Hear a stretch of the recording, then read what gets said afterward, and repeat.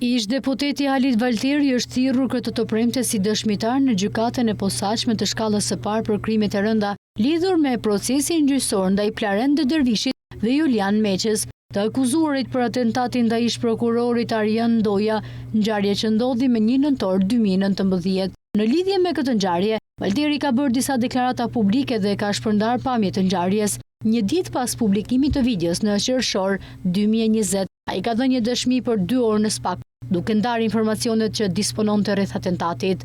Valteri ka deklaruar se ka dhënë deponimin e tij pranë prokurorit Altin Dumani dhe ka shprehur pritshmëri për përfundimin e hetimeve.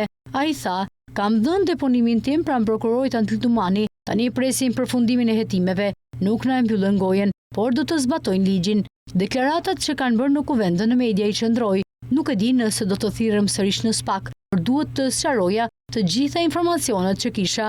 Toga të zeza kishin thirrur edhe shtetasit Bashkim Maloku, Arjan Ndoja, Miti Prifti, Genci Maloku, Luan Mata, Vullnet Muça, Aleksandër Laho në cilësinë e dëshmitarëve, por ato nuk u paraqiten në procesin gjyqësor këtë të premte.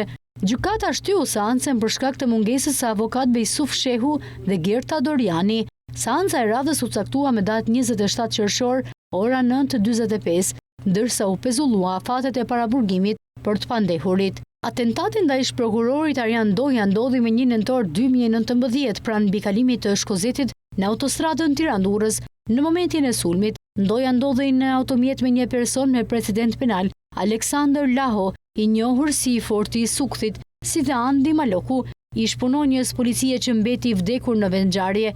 Maloku ishte shoferi i prokurorit Ndoja.